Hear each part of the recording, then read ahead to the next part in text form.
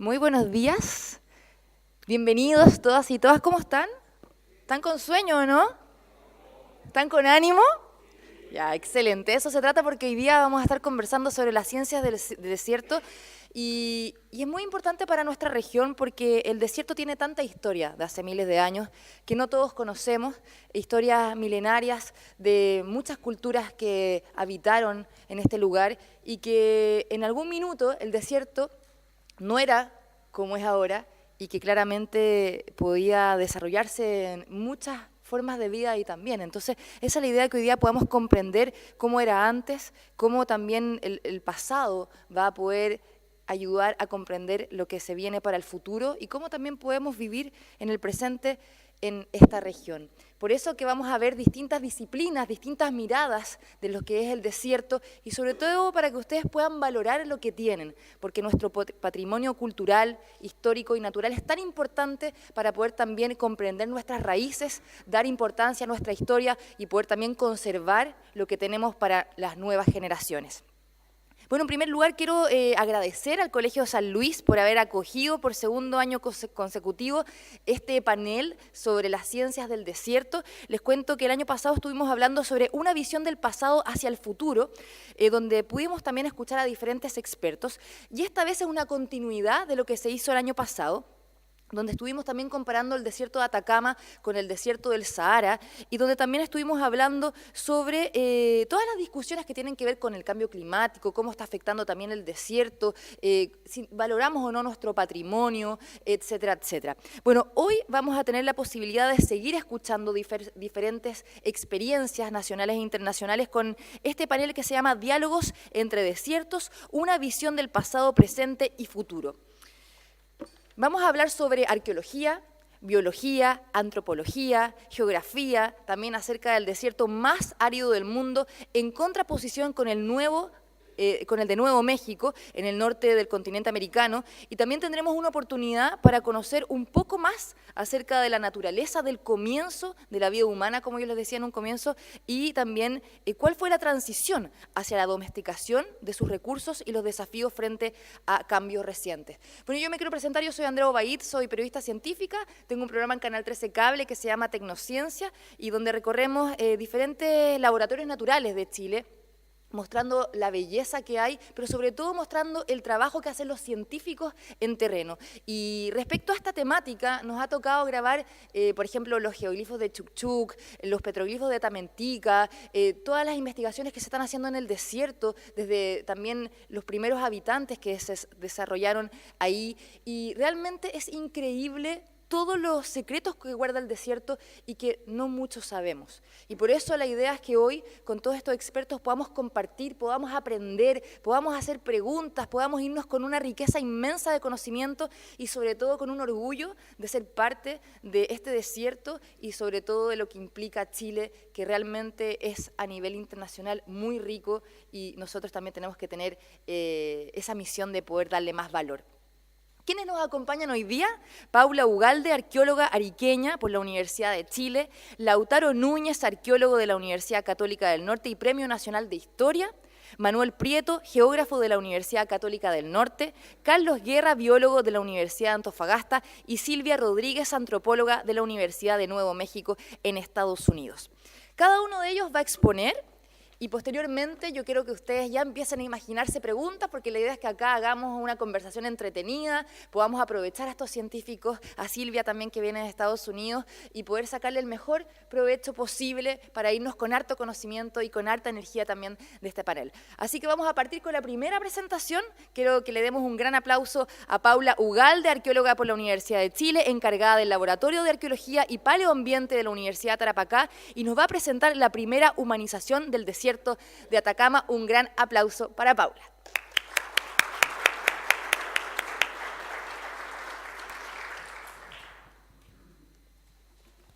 Hola, como Andrea me robó la línea para romper el hielo, que era ¿cómo están? Estoy un poquito nerviosa, así que no tengo esa parte. Como dijo ella, soy Paula Ugalde, soy arqueóloga, y hoy les vengo a contar sobre la primera vez que los humanos llegaron a este desierto, que por supuesto hoy nos cobija como civilización. Esta historia comienza hace miles de años y para entenderla tenemos que viajar mentalmente hacia el extremo más septentrional de América, pero antes de eso, la foto que adorna esta portada es un poco para llevarlos a imaginar cómo era cuando los seres humanos entraban a un espacio desconocido y despoblado. Acá se ven dos personas caminando en esta inmensidad de cerros y nada más que tierra. Y si ustedes se ponen en los zapatos de ellos o en las chalas, no sé qué usaban en esa época, todavía no sabemos, van a poder entender un poquito de lo que ellos sentían. Habrán sentido miedo o quizás un espíritu aventurero que los llevaba a ir más allá, pero estos grupos pequeños de exploradores eran los que servían de grupos de avanzada para ver si los territorios a los que estaban entrando eran habitables o no. Y después volvían a sus casas, a donde estaba el resto del grupo, y les decían, sí, podemos ir por acá o no, no podemos ir por acá. Pero muchas veces esos exploradores no tenían la posibilidad de volver, porque como no habían caminos y no habían ciudades y no habían celulares, si es que les pasaba algo malo en esa exploración, simplemente morían. Así que esta historia es realmente una aventura de unas personas que fueron bastante valientes. Esta historia comienza hace más de 20.000 años, la fecha exacta todavía no la tenemos, pero hay un cierto consenso sobre 20.000 años, en lo que hoy es el estrecho de Bering, que como ven separan dos continentes, América y Asia. Si bien actualmente el estrecho de Bering es un mar,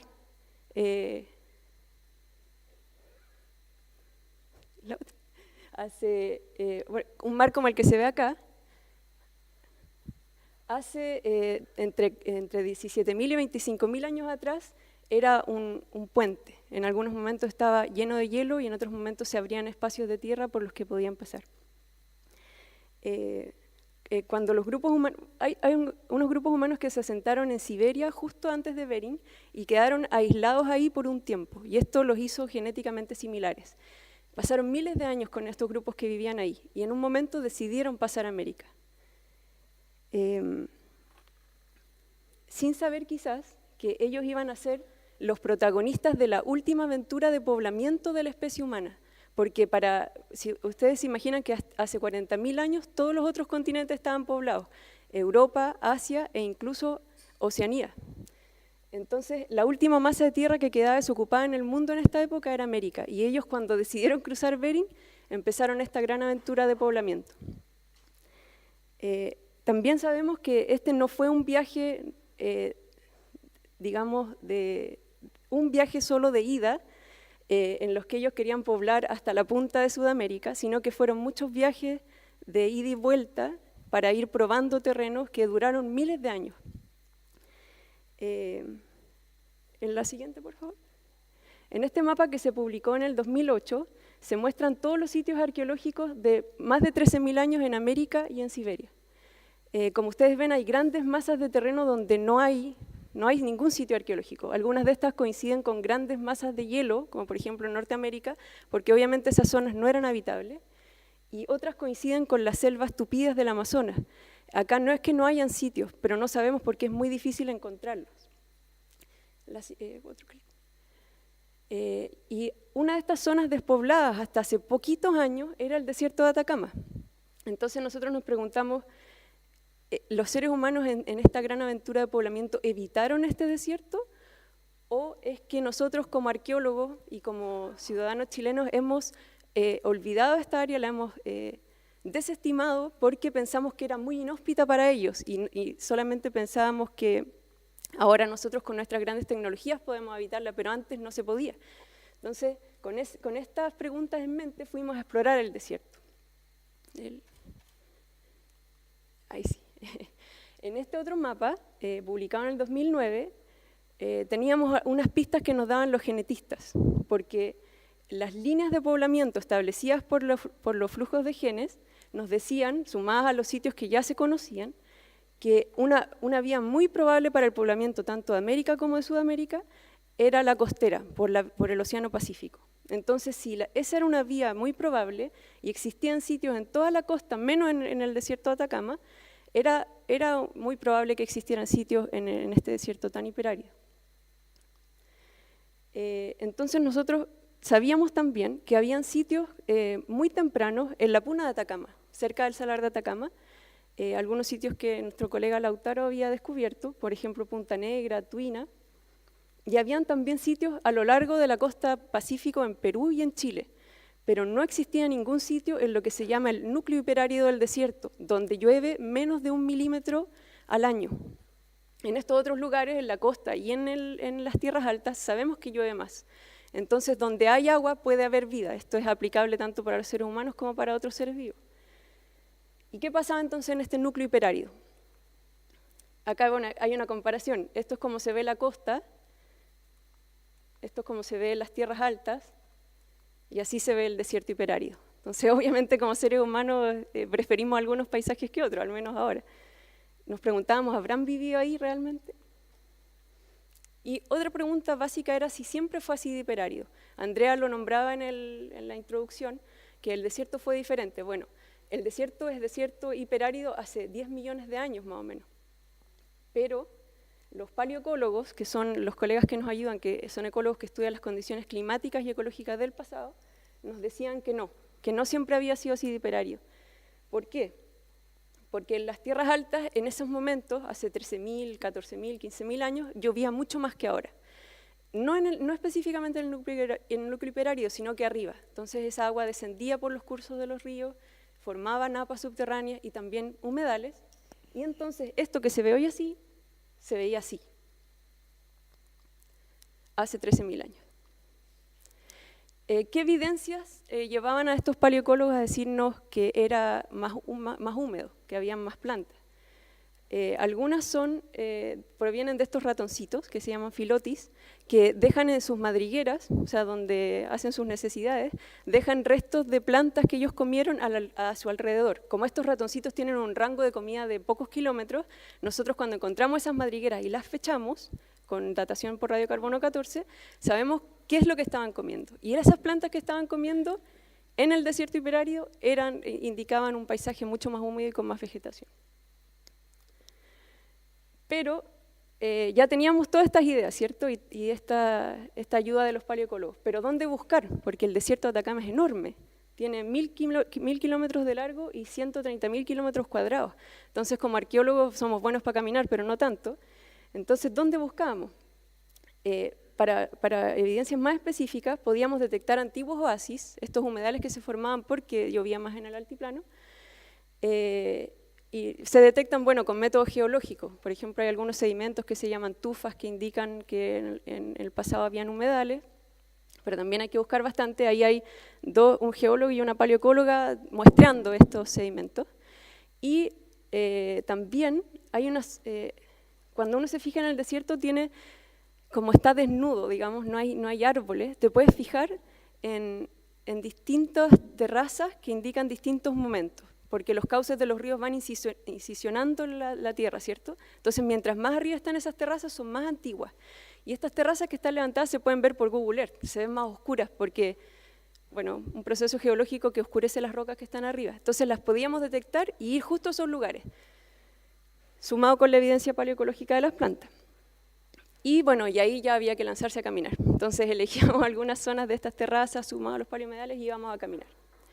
Y después de muchos años, de 9 años buscando, este mapa que muestra el núcleo hiperárido amarillo vacío de sitios arqueológicos se transformó en lo de allá. Tenemos 4 localidades con 5 sitios arqueológicos, todos fechados entre 11.500 y 13.000 años.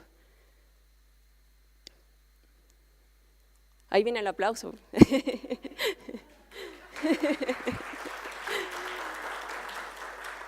Bueno, entonces, para que ustedes vean lo difícil que es encontrar estos sitios, hay que tener mucho ojo, porque no son grandes aldeas, no son grandes civilizaciones, no estamos en el Discovery Channel.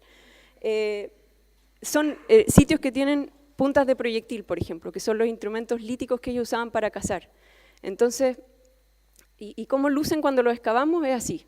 No se ve muy bonito, porque abajo hay caliche, que no sé si ustedes los conocen, algunos son desérticos acá. Es una formación de sales que es súper dura. Entonces nosotros empezábamos a excavar y llegábamos a esta después de los 25 centímetros, y ya no podíamos seguir excavando. Entonces, así se ven nuestras excavaciones. Y ¿se acuerdan de las terrazas? levantadas, esa es una de ellas, donde está el sitio Quebrada Maní. Pero ¿cómo nosotros imaginábamos que se veían estos campamentos donde ellos vivían, estos sitios arqueológicos?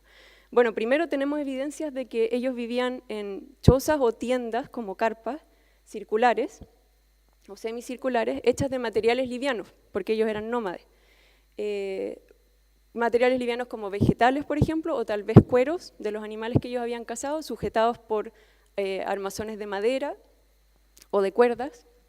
Y estos campamentos siempre estaban cerca de fuentes de agua, ya sean esteros o humedales. También nos imaginamos, porque cada sitio que excavamos tiene fogones, que son estructuras donde ellos hacían las quemazones para cocinar, calentarse, que el fuego tenía un rol muy importante y el fogón también tenía un rol importante de congregación. O sea, estos lugares donde ellos volvían después de estas grandes aventuras de exploración no eran solo para comer, porque en la arqueología hubo un tiempo que se pensaba mucho que estas personas, cazadores-recolectores, que solamente pensaban en cazar. Pero en realidad nosotros estamos pensando que alrededor de estos fogones, además de cocinar y calentarse en las frías noches de la pampa, también conversaban, se contaban lo que había pasado durante el día, compartían sus mitologías, sus ideologías. También los abuelos, la gente más adulta, le enseñaba a los niños a hacer cosas, como por ejemplo tallar las piedras con las que ellos hacían sus armas. Así que el fuego era muy importante. Y en los campamentos lucían como áreas donde se realizaban múltiples actividades. Por ejemplo, acá se ve, además del fuego y de las carpas, se ve un cuero extendido allá atrás, porque ellos raspaban los cueros para poder hacerse ropa, para sacarle todos los pelos y hacerlo más flexible. Se ve que están arreglando algunas armas como lanzas. También habían perritos. Nosotros no hemos encontrado perros todavía en las excavaciones, pero es sabido que a América llegaron con perros, que deben haber sido una compañía y una ayuda muy importante. También allá atrás se ve cómo secaban carne. Esta técnica de secar carne o hacer charqui de pescado de otros animales debe haber sido muy importante como técnica de conservación de los alimentos en un lugar donde hace mucho calor y además con pueblos móviles como ellos. ¿Y cómo sabemos esto? ¿Cómo sabemos cómo eran los campamentos? Por ejemplo, arriba en la figura, en el A, se ven unas conchitas. Esas conchitas son de un gastrópodo marino que se llama Nasarius galli, y todas las conchitas que encontramos en Maní tienen un hoyo, y descubrimos que ese agujero está hecho, o sea que no es natural, porque a veces a las conchas unos poliquetos, unos bichitos le hacen hoyo. Bueno, piensen que estas conchas del Océano Pacífico vienen de 80 kilómetros de donde está el sitio de Maní. O sea, así midan el grado de movilidad que tenían estas poblaciones. Y ellos iban especialmente a buscar o a encontrar otros grupos para intercambiar estos elementos. O sea, que eran muy importantes para ellos, por el esfuerzo que implica tenerlos, ¿cierto?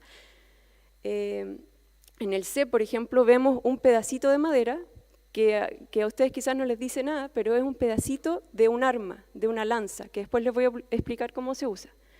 Y bueno, hay instrumentos de piedra como los que están ahí abajo, que son puntas de proyectil, cuchillos, raspadores, puros implementos que hoy tenemos, que usan nosotros tanto en la cocina como también los carpinteros y otros oficios, pero que hoy son de metal. Y en esa época todas esas cosas que hoy son de metal eran de madera porque no habíamos descubierto aún la metalurgia.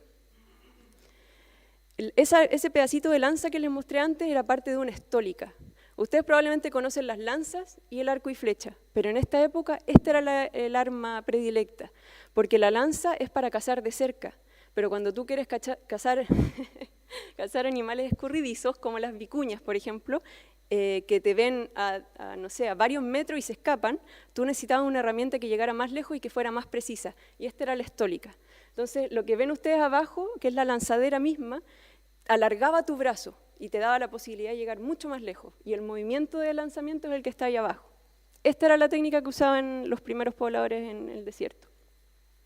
Arco y flecha no existía todavía. Entonces, ¿cómo los interpretamos estos grupos? Sabemos que estos grupos conocían muy bien el paisaje desértico, que conocían sus recursos, que conocían sus caminos.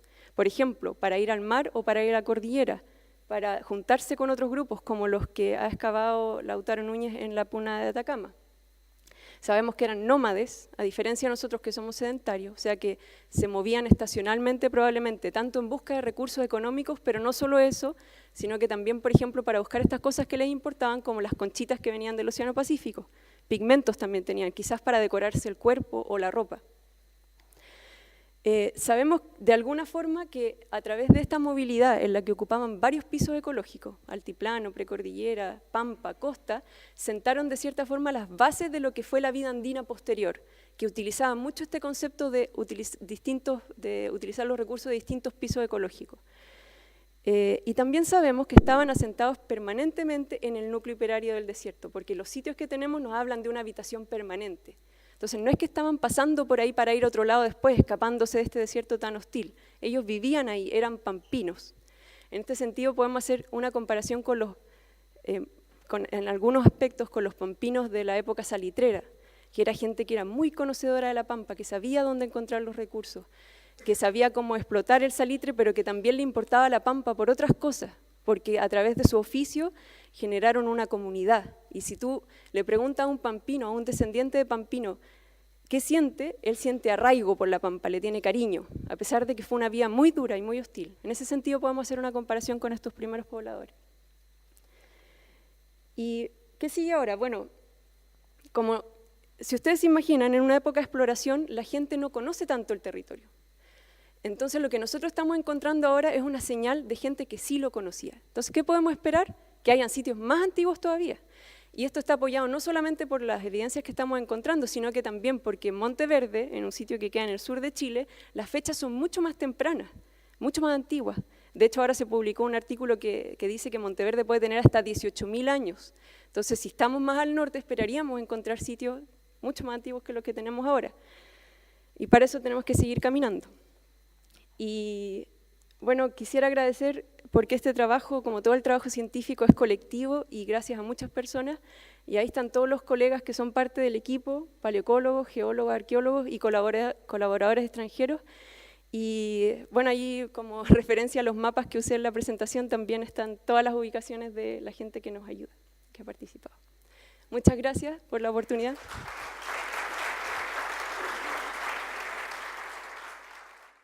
Hay un problema técnico acá importante porque debo exponer 12.000 años en 20 minutos, entonces la proporción es media complicada, pero en el fondo quiero decir algo muy simple en todo esto.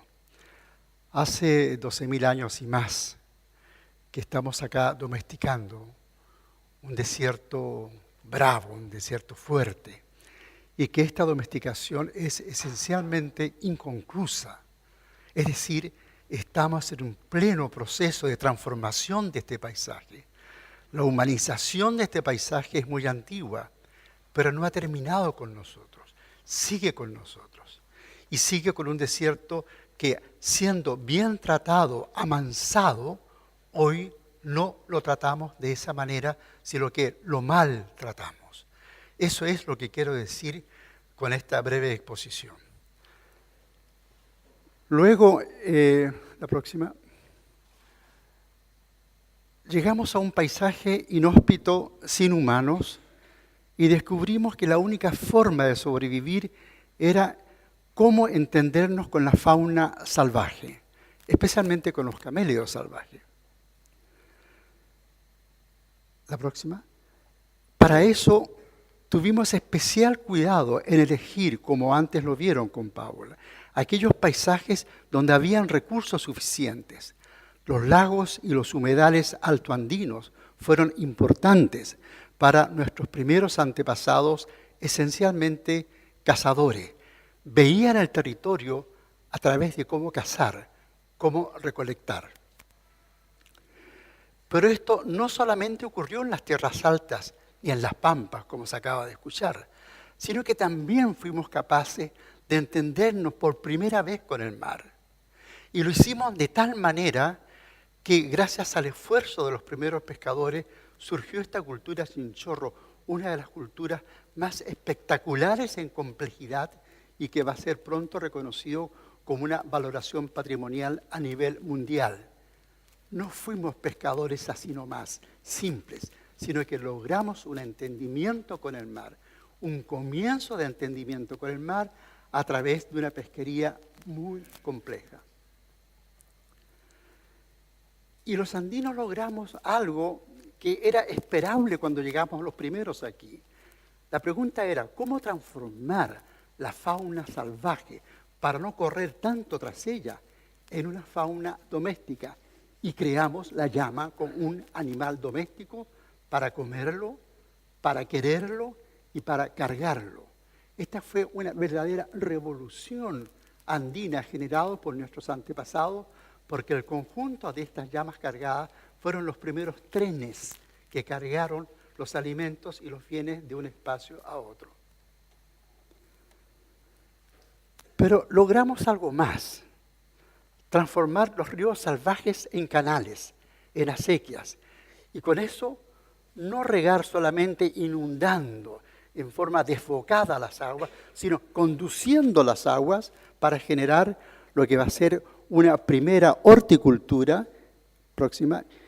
Y esta horticultura nos va a llevar a un conocimiento agrícola de tal complejidad que en el medio del desierto tarapaqueño van a surgir aldeas tan complejas como Caserones, que desde 1000 años antes de Cristo han logrado inundar de cultivos de maíces los valles tarapaqueños.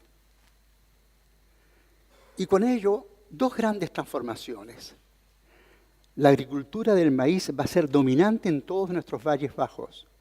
Cómo la domesticación del maíz nos lleva a su cultivo, la domesticación de la quinoa, otra vez, de maíz salvaje a maíz doméstico, de quinoa salvaje a quinoa doméstica en el altiplano. Y tendremos entonces una agricultura de altura en el altiplano. Pero domesticamos también los cerros y los transformamos en andenerías de cultivo. Y todavía logramos observar que había un agua invisible, que los bosques crecían en lugares sin lluvias, en lugares sin ríos, pero que consumían el agua subterránea. Y transformamos estas pampas estériles, estas pampas que están tan cerca del salitre, toda esta pampa extensa del Tamarugal, aprendimos a cuidar esos bosques. Pero observamos algo más.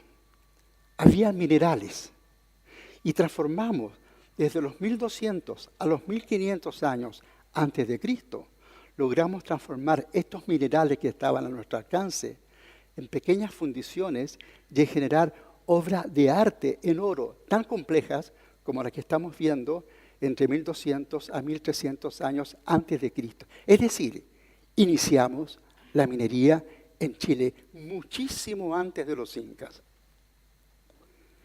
Es más, logramos crear un primer obrero minero. Los atacameños trabajaron exactamente en la mina de Chuqui por los 600 años después de Cristo. Se metían en galería, tenían sus herramientas y lograron fundir verdaderas obras de arte. Y luego llegaron los tiempos modernos y de esas minas prehistóricas llegamos al Chuqui de hoy.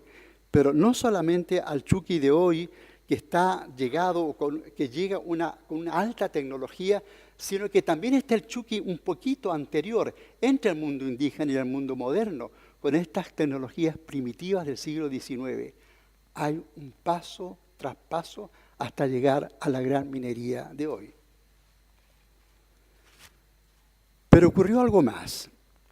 El sector de la Pampa Intermedia, que fue colonizada por estos primeros habitantes, que Paula lo explicó también, siempre fue ese terreno el más inhóspito de todos. Hasta el día de hoy, esa Pampa Intermedia es una pampa que cuesta mucho poblarla porque no hay alimentos en cantidad, no hay grandes ríos, no hay grandes lluvias. Todo lo que se hace allí tiene que ser apoyado por alimentos trasladados. Y en ese espacio, el más inhóspito de todo, surgió la elaboración de la plata, la elaboración de las minas de plata de Guantajaya, la segunda más importante de las Américas, en los bosques del Tamarugal. Y cerca de los bosques del Tamarugal, las primeras oficinas salitreras. esa tremenda revolución que comienza en 1830 y que va a permitir que hoy podamos observar más de 350 ruinas salitreras a través de esta pampa como señal inequívoca que logramos domesticar el territorio más inhóspito del desierto de Atacama. Y lo seguimos poblando y lo seguimos amansando. ¿Y quién mueve todo esto? ¿Cuál es la sociedad que permite esta gran transformación? Somos los humanos que en distintos tiempos, primero fuimos los cazadores-recolectores, después fuimos los horticultores, después fuimos los agricultores, después fuimos los crianceros, los que logramos las primeras crianzas de ganado o de camelios. Fuimos los que logramos transformar roedores salvajes en cuyes domésticos hace 4.500 años atrás, en una pequeña quebradita llamada Tilivichi. Es decir, fuimos los primeros mineros. Y fuimos hoy los que tratamos de entendernos con este desierto. Pero fuimos todos, desde los empresarios ingleses que están en la parte alta izquierda, que eran los dueños del salitre, y los que trajeron la revolución industrial al desierto, pero estaba el proletariado que venía del mundo andino, del mundo agrícola de Chile, de los países vecinos, aquellos que con la mano de obra lograron aplicar esa revolución tecnológica inglesa, obreros y patrones ingleses juntos en esa epopeya para transformar el desierto en una fuente de producción que fue la viga maestra de Chile, como después lo será el cobre. Pero también fue el mundo andino. Fue el mundo andino que pudo incorporarse. Los aymaras se incorporan a este proceso de modernidad. Bajan con sus hojas de coca y son tan proletariado como aquellos que llegaron desde afuera y aquellos que se incorporaron desde el puerto a la salitrera. Y también los atacameños, que fueron los primeros obreros de las minas norteamericanas de Chuquicamata. Es decir, estamos hablando de una sociedad local que después de todos estos esfuerzos, de todas estas transformaciones, se hacen la pregunta, ¿y por qué ahora no podremos domesticar los minerales? Lo hicimos con la agricultura, lo hicimos con la tierra. ¿Por qué no ahora con los minerales? Y esa es la respuesta que hasta el día de hoy nos sostiene como una economía viva, el pensamiento de esta sociedad que estamos viendo en estos momentos. Pero vino lo otro. No basta acercarse a los recursos y amansarlos. La pregunta que surgió, ¿cómo vamos a crear nuestros asentamientos? ¿Dónde vamos a vivir a través de este proceso? Primero, los cazadores no tuvieron un problema mayor en cuanto a construir su hábitat. Vivían en cuevas. Pero después se preguntaron, ¿y por qué no vivir en campamentos abiertos? Y en la costa surgen los primeros asentamientos, los primeros cobijos artificiales.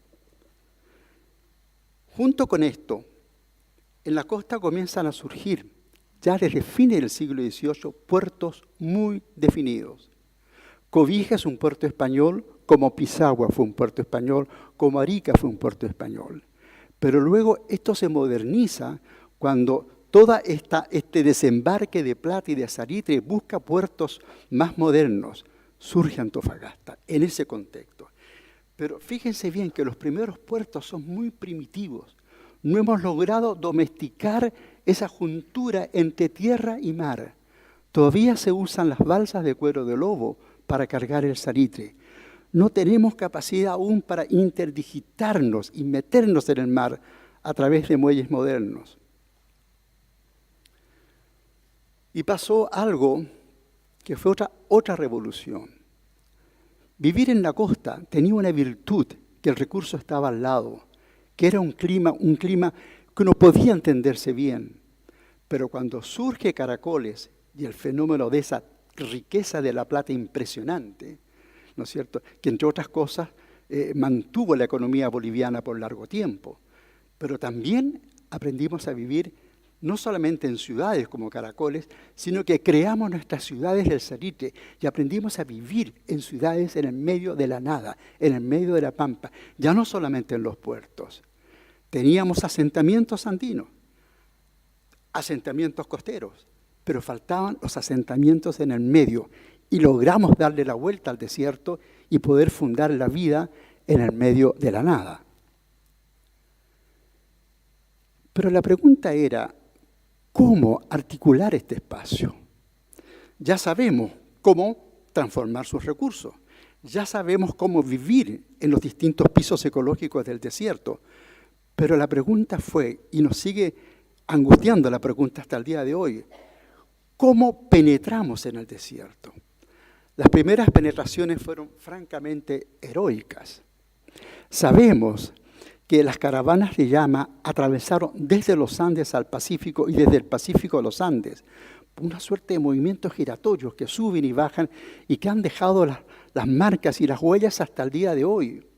Uno puede caminar hoy sobre las huellas de estas caravanas de llama y puede recoger los fragmentos de cerámica, los fragmentos de collares, de los caravaneros que pasaban desde hace ya 2000 años antes de nosotros, como un tráfico persistente.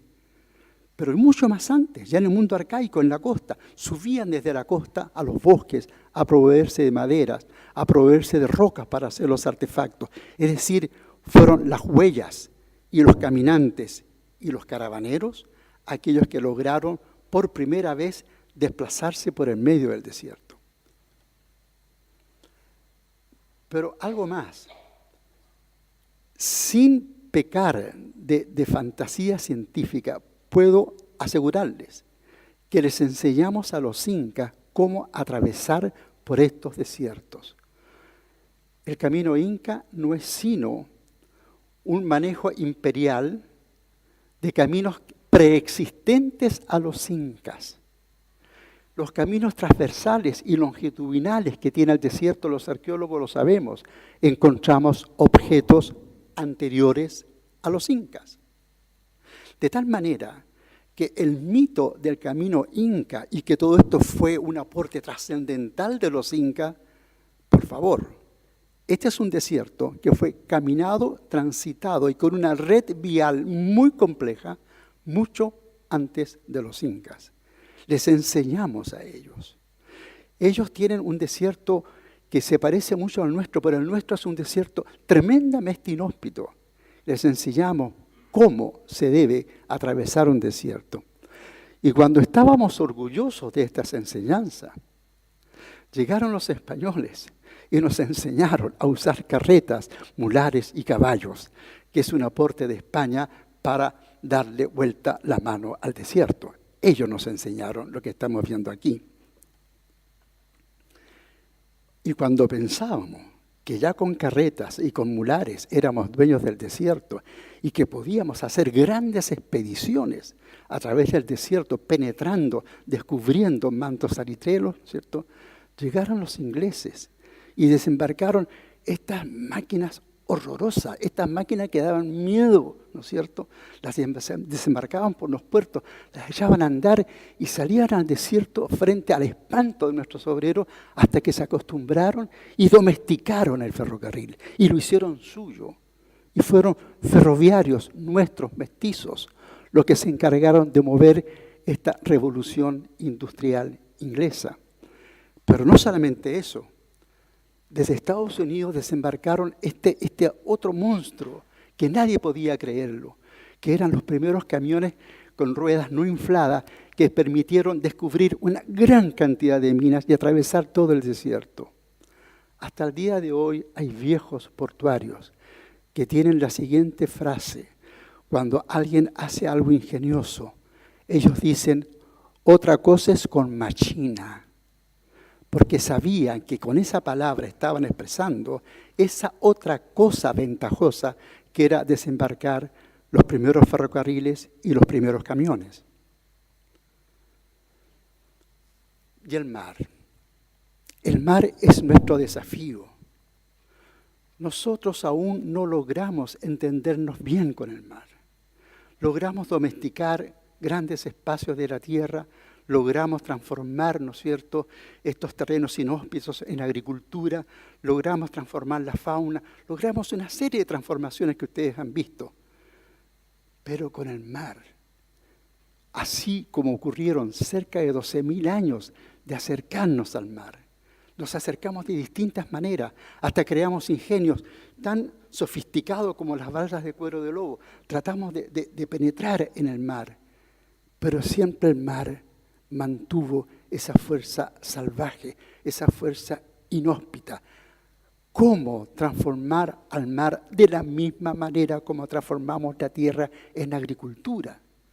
Eso ha sido un desafío permanente. Y después de los años de colonia, una vez que logramos una domesticación, una semi-domesticación del borde del mar, hasta crear esta sociedad de estos pescadores y mariscadores artesanales que durante el siglo XIX marcaron la impronta, siempre por los bordes, siempre acercándonos con delicadeza, porque el mar era como demasiado, como un recurso demasiado salvaje para nuestra forma de entendernos con él. Y vean la paradoja de hoy. Cómo logramos entendernos con mucha sutileza, con una pesca casi familiar por un lado, y por otro lado, frente a esta explotación irracional del mar. ¿Cómo pueden convivir hoy esas dos formas de entendernos? Hay una convivencia absoluta entre una delicada apropiación del mar frente a una irracional explotación del mar. ¿Y qué ocurrió? De la balsa de cuero de lobo llegamos a estos ingenios modernos que permiten en un año explotar lo que en muchos años los hicieron los artesanales. Y llegó esta irracionalidad que es público y notorio, que hoy en nuestro país es uno de los problemas más gravitantes, porque se repartieron el mar con un criterio feudalista. Con un criterio feudalista. Y eso hace que sea este desafío uno de los procesos de domesticación pendiente que tenemos. Pero, de aquí viene el rol de nuestros biólogos marinos, de nuestros especialistas en el mar, especialmente de las universidades desde el centro de Chile hasta el norte del país, que permitieron algo que está dicho en una palabra, acuicultura, una especie de agricultura en el mar, de crianza en el mar, que nos permite entendernos con los recursos del mar de otra manera. Es decir, culturizar, humanizar la producción del mar, haciendo con el mar lo que nosotros hicimos con la tierra, cultivarlo. Y esto, estimados amigos y amigas, es uno de los procesos de domesticación inconcluso, que tenemos que continuarlo con mucha fuerza. Y entonces, desde la revolución de los Kepler y de los veleros que permitieron que nuestra riqueza saliera afuera, hoy nos entendemos de una manera con el mar que aún tenemos tantas preguntas. ¿Cómo vamos a transformar muelles antiguos del tiempo de los Kepler con respecto a los muelles modernos que no tenemos para entendernos con esta otra clase de cabotaje que será el cabotaje de aquí al futuro? ¿Cómo vamos a domesticar el traslado de nuestros recursos de una manera mucho más eficiente a la tradicional que ahora existe? Y bueno, por supuesto, este es un mensaje patético de cómo hoy se sobreexplota la extracción de algas con chuzos de fierro. No solamente se recoge la que el mar abandona, tengo fotos patéticas de gente que con chuzos de fierro está arrancando el alimento del mar, el alimento de los peces donde se crían los mariscos, que son estos huerales y algas. Esto es lo que no se debe hacer. Y por supuesto que el mar sigue siendo hoy la cloaca y el patio trasero de nuestro país, porque no podemos entender que estos tubos se estén llevando hasta el día de hoy estos residuos de nuestra sociedad.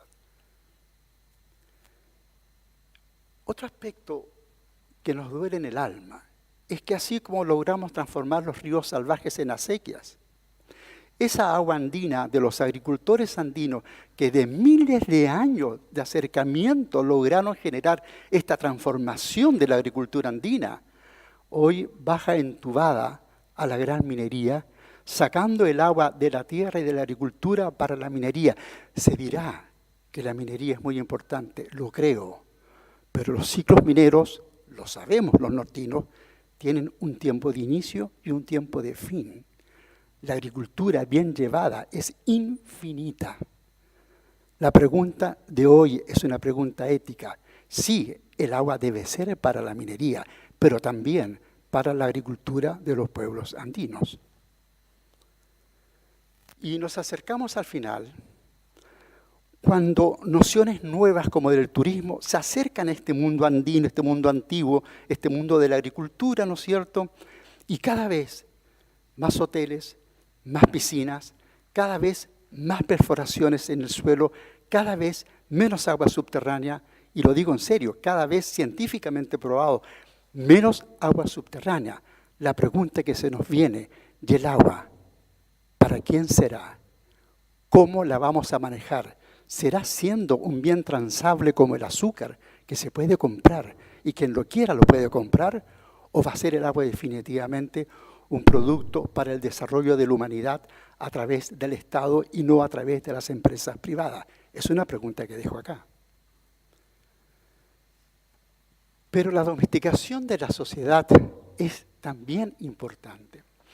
De la misma manera como amplificamos la mirada al cielo para entender la astronomía y saber qué pasa en el universo, nunca debemos olvidar que la astronomía debe usarse también al revés, para que los telescopios puedan iluminar la vida humana en el desierto y poder entender cuál será el futuro de la sociedad del desierto.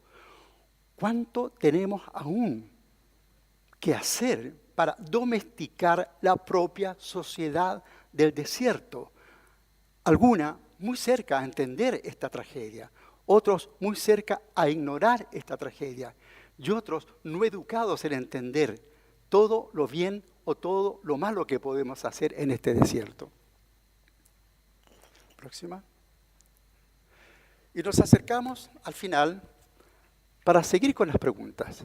¿Cuándo vamos a extraer definitivamente el agua de Camanchacas para poderla transformar en un agua que sea útil para terminar con la explotación del agua andina?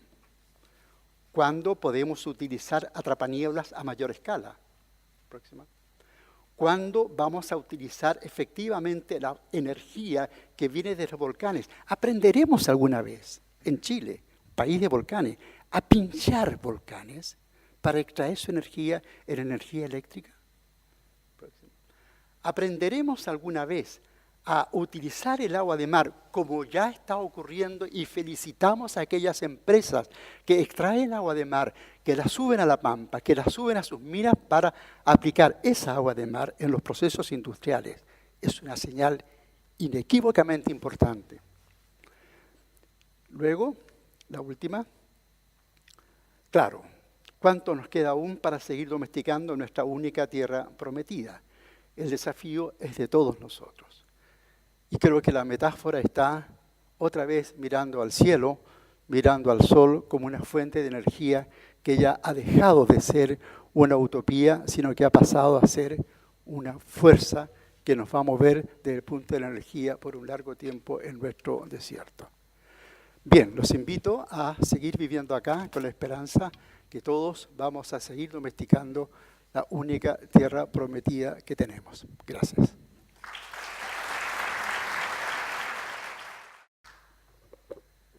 Bueno, buenos días. Disculpen por la voz, pero estoy un poco afónico, como se darán cuenta. Y gracias, Andrea, por presentarme como geógrafo, porque generalmente es la primera vez que en una charla pública me presentan como geógrafo. Siempre me han presentado como historiador, geólogo, antropólogo, etcétera. Pero estoy agradecido y por lo mismo voy a aprovechar en esta presentación de mostrarles un poco qué es lo que hacemos los geógrafos.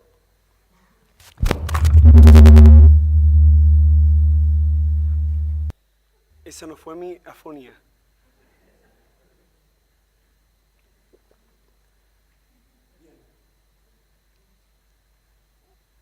Quisiera partir con una pregunta bastante sencilla.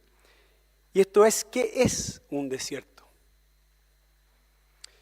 Esa es una pregunta que uno no se cuestiona porque sus respuestas parecieran ser bastante obvias y fijadas por la sociedad como algo natural, que ya casi no nos cuestionamos, porque son fijadas muchas veces como una verdad absoluta por las ciencias naturales.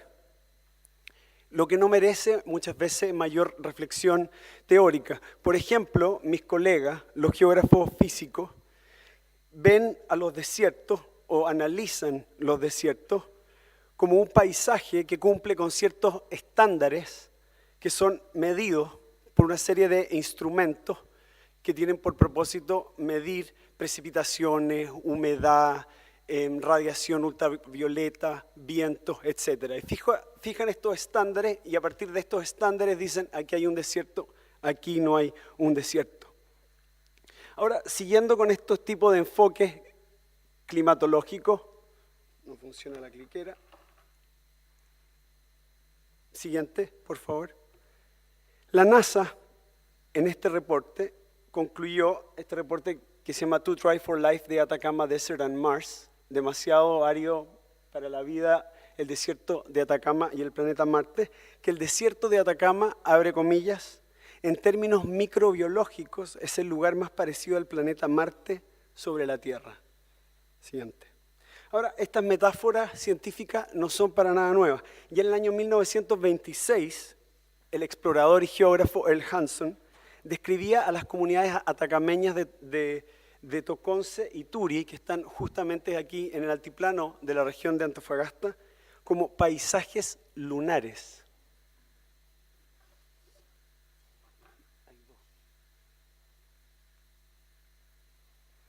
Siguiente. Y revistas de difusión científica, por ejemplo, como la National Geographic, ha dicho, abre comillas, en referencia a Atacama, hay franjas estériles donde nunca se ha registrado lluvia, no se ve ni una hoja de hierba, ni tallo de un cactus, ni una lagartija, ni un jerjén. El desierto podrá ser un asesino despiadado, todo se convierte en artefacto, hasta los niños pequeños. Cierre comillas. No, la anterior. Ahora, este tipo de metáfora tiende a permear este imaginario popular. Imagínense que en San Pedro de Atacama, por ejemplo, el sitio turístico más reconocido es el Valle de la Luna. Y ahora, el problema es que este tipo de metáfora reproduce este imaginario de que la sequedad, de que lo árido, de que lo hiperárido es un mero y un simple capricho de la naturaleza. Lo que es muy problemático para temas de justicia hídrica, porque invisibiliza el hecho de que el desierto de Atacama, en realidad, por el contrario a ser un paisaje lunar o un paisaje marciano, donde no hay agua, donde no hay vida, está lleno de vida, como venimos proponiendo desde el diálogo entre desiertos desde el año pasado en su primera versión de Puerto de Ideas. Por ejemplo, exactamente en ese lugar está la cuenca del río Loa. En esa parte de la cuenca del río Loa está la comunidad de Taira, y en donde está lleno de agua, y en donde la señora Clemencia Aymani pastorea sus animales todos los días. Entonces, esto nos muestra que hay múltiples desiertos, no hay solamente un tipo de desierto. Generalmente en este imaginario popular, el tipo de desierto de Atacama que nos presentan es el desierto hiperárido, pero hay múltiples tipos de desiertos de Atacama. Tenemos el desierto costero, tenemos un desierto hiperárido, tenemos un desierto frío, tenemos un desierto frío de altura, como este, tenemos un desierto de estepa, y estos múltiples desiertos tienen múltiples características. Y justamente en estos tipos de desiertos, aquí tenemos mucha agua. Y esta agua produce una cultura hídrica. Y en esta cultura hídrica hay un culto al agua. Y hay distintas formas de manejar esta agua. Y a partir de las cuales se articulan, en conjunto con otras cosas, por supuesto, una serie de complejidades sociales que hacen de este desierto un espacio lleno y un espacio muy rico. como, insisto, venimos mostrando desde el año pasado en Diálogos entre Desiertos. No funciona la cliquera, así que siguiente, por favor. Y estas complejidades, además de hacer referencia a la gestión material del agua, como mostraré también, están entramadas con una rica tecnología simbólica, como Vicky Castro mostró el año pasado en la versión de Diálogo. Aquí, por ejemplo, en la comunidad de Toconce anualmente se celebra la ceremonia de limpieza de canales, en donde se honra el agua y se asegura su existencia material y la reproducción de una suerte de economía moral del agua, que Silvia ha estudiado con bastante detalle en Nuevo México. Entonces, por lo mismo, estos discursos hegemónicos que presentan a Atacama y a la aridez como algo natural, hacen que esta riqueza hídrica sea invisible, pero no solo en lo discursivo, sino también facilita que esta riqueza hídrica en lo discursivo se traduzca en una riqueza hídrica en lo material. Ello al presentar a Atacama como un peladero, en el cual hay como un chipe libre para que una industria desregulada y un crecimiento urbano sigan consumiendo agua a destajo. Siguiente. Para la geografía, y específicamente para la geografía crítica, la naturaleza no es natural. Y esto es una gran paradoja, porque nosotros los geógrafos, y algunos geógrafos en particular, interrogamos a la naturaleza como un fenómeno híbrido, en el que las relaciones sociales y la naturaleza están ensambladas.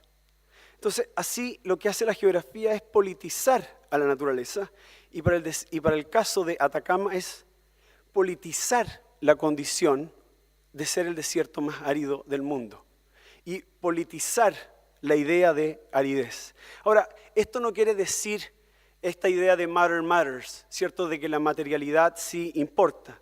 Evidentemente que la corriente del Niño, la cordillera de los Andes, la cordillera de la costa, la capa de inversión térmica del Pacífico, los vientos que vienen del Pacífico y que se llevan la humedad hacia el oeste, etcétera, existen. Sí, efectivamente existen, pero todos estos fenómenos están ensamblados también con dinámicas sociales. Por eso que hablamos que existe un ciclo hidrosocial. Ya no hablamos de un ciclo hidrológico, se habla de un ciclo hidrosocial. Y entonces, bajo este prisma, este modelo de este ciclo hidrológico que enseñan en las escuelas, en donde hay como unas nubecitas blancas que parecen motas de algodón, ¿cierto? De las cuales caen lluvias, de las cuales forman ríos, los ríos se van al mar y vuelven a producir estas nubecitas blancas que vuelve a caer lluvia, etc.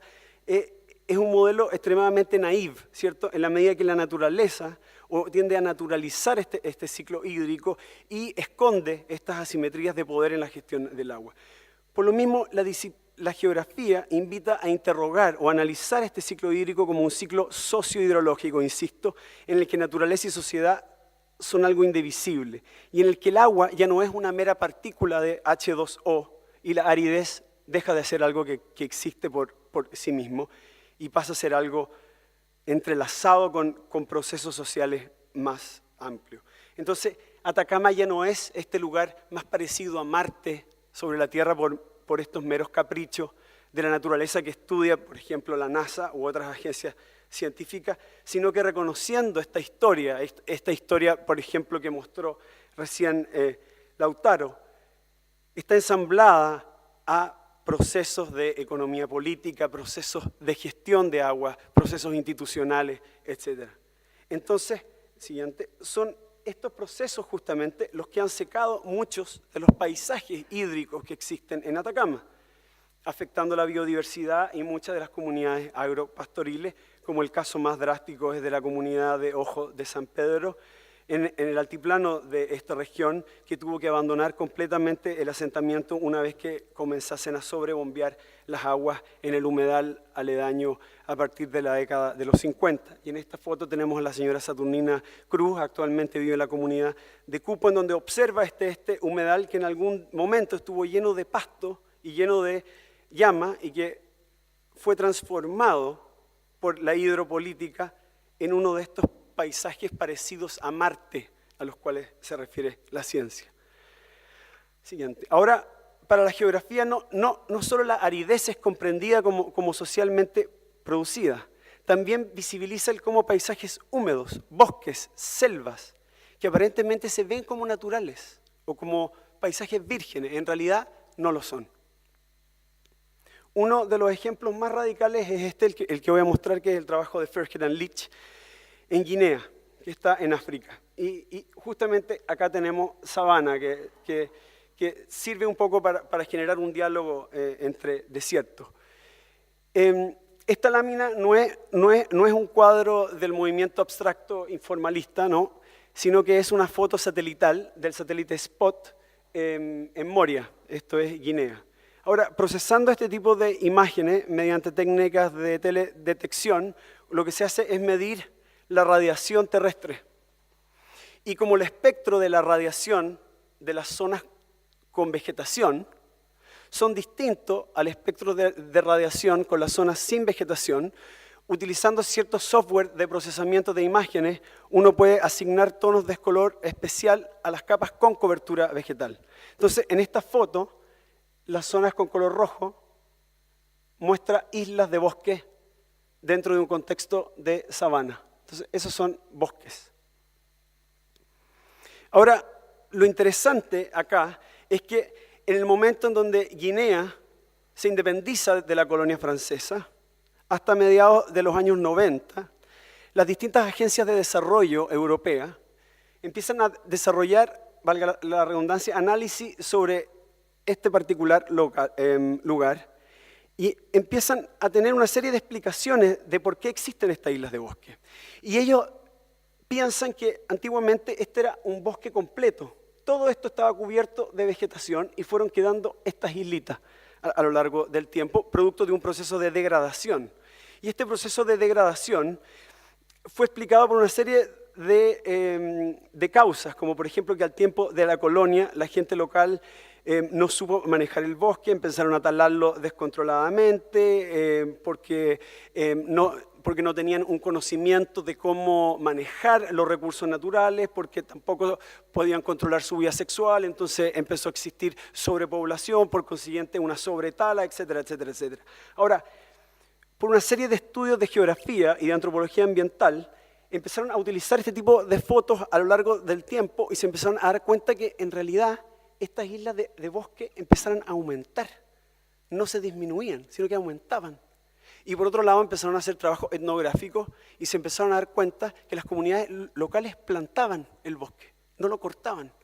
Por eso entonces estas islas empezaron a aumentar a través del tiempo.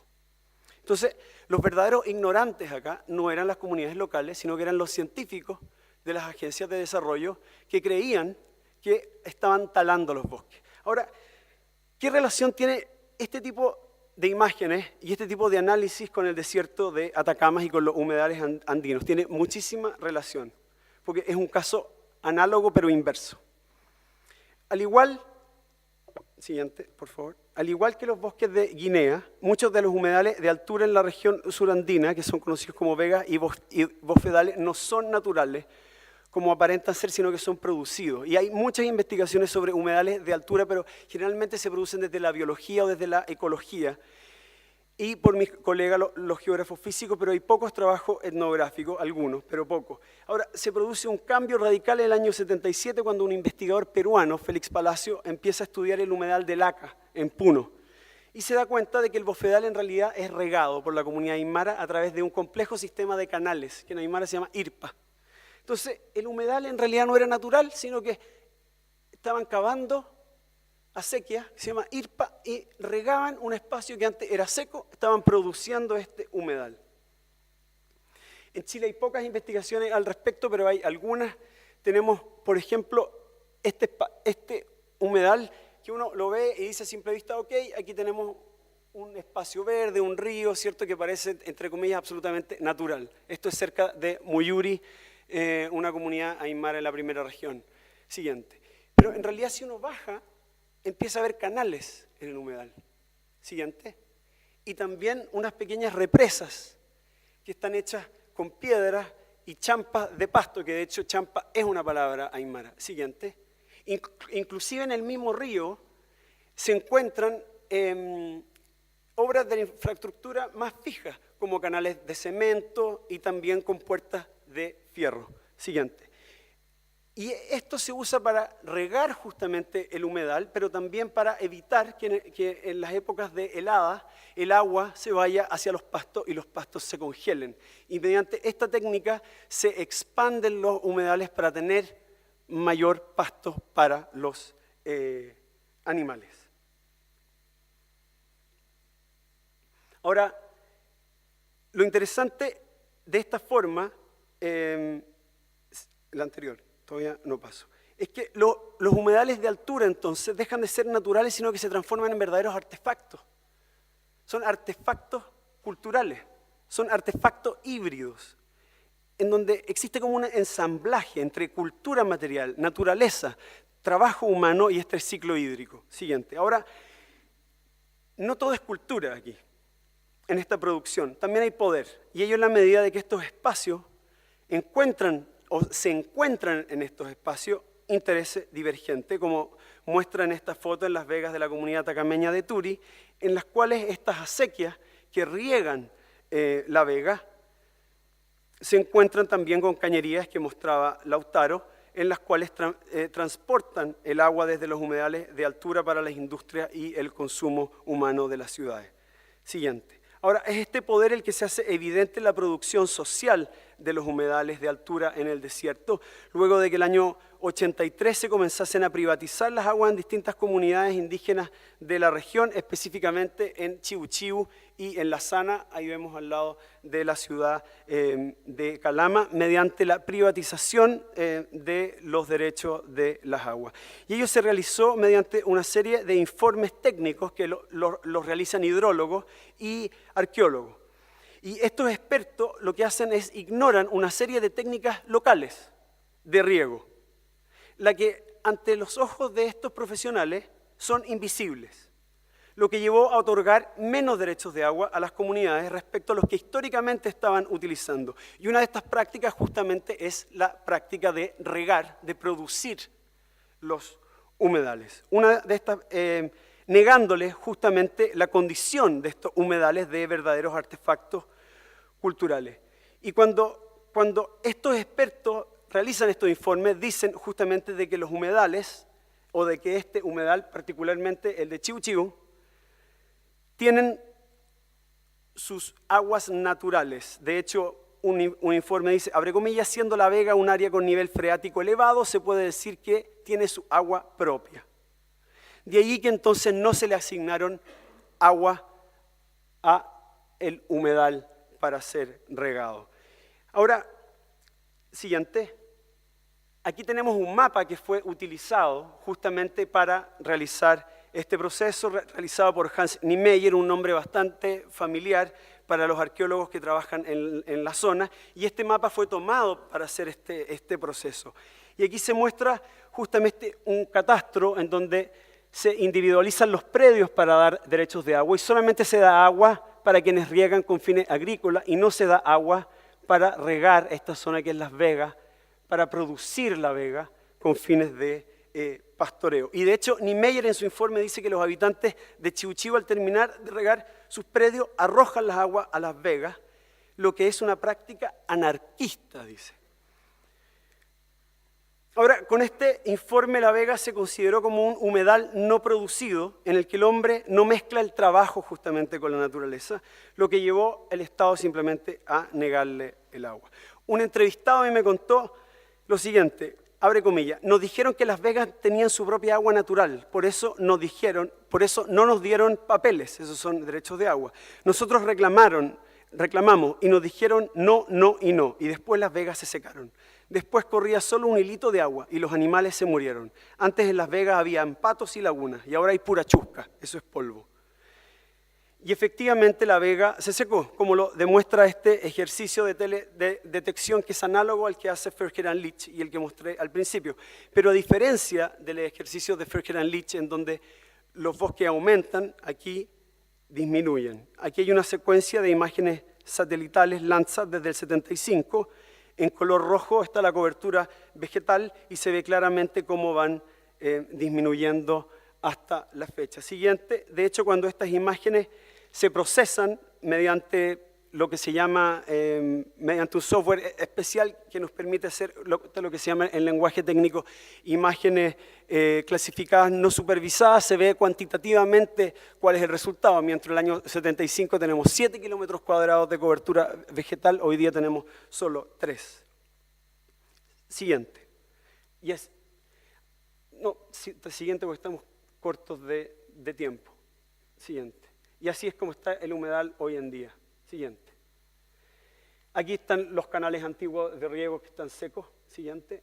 Ahora, es curioso porque hoy en día existe una familia que mantiene un pedacito del humedal regado, lo que muestra que esta práctica sí existe y permite probar esta hipótesis. Hay una familia migrante de Cancosa, una familia aymara, que desde su predio donde riega zanahorias cavó una pequeña acequia al medio de la vega, siguiente, en donde produjo una pequeña veguita al medio de esta ex vega absolutamente seca y en donde tiene llamas inclusive alpacas que prácticamente no hay en la zona atacameña.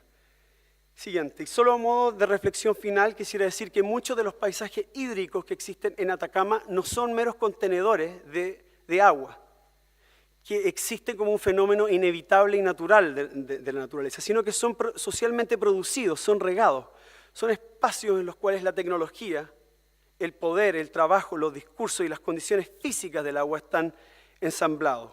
Y estos humedales, o en estos humedales, quedan sedimentadas justamente no solo la historia del clima, como bien mostraba Paula, sino también estas dinámicas sociales.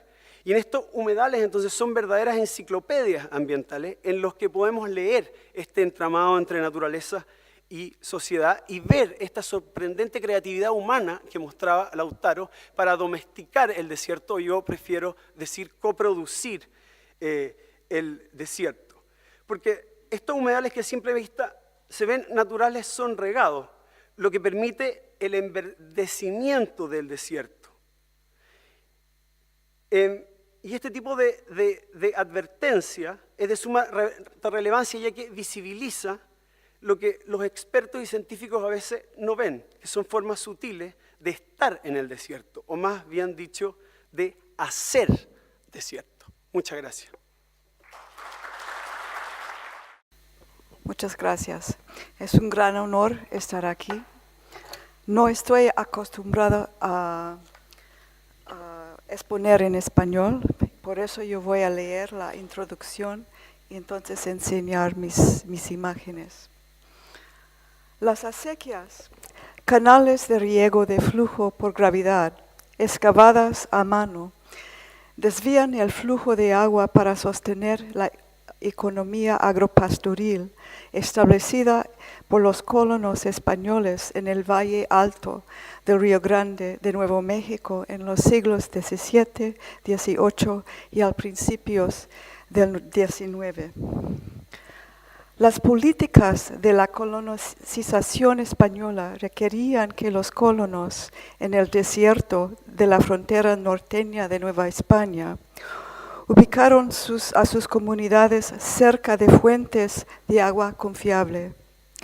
La excavación de las acequias para conducir el agua a sus campos fue una de las primeras acciones.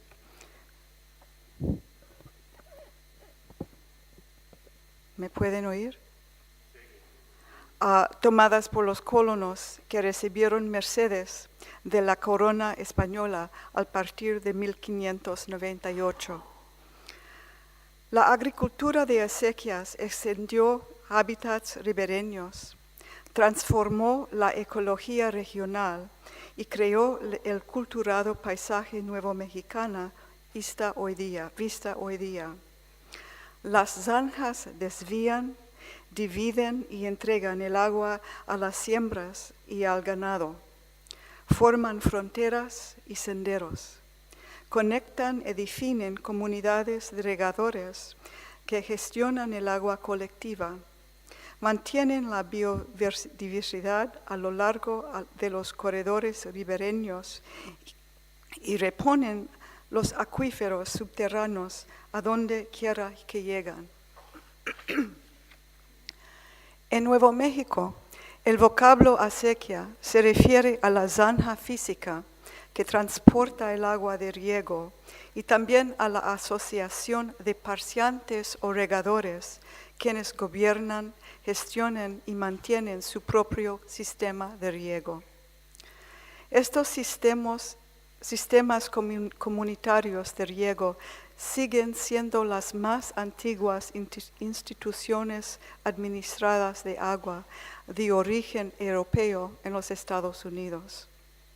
En Nuevo México hoy día, 700 a 800 acequias todavía operan, sobre todo en el norte.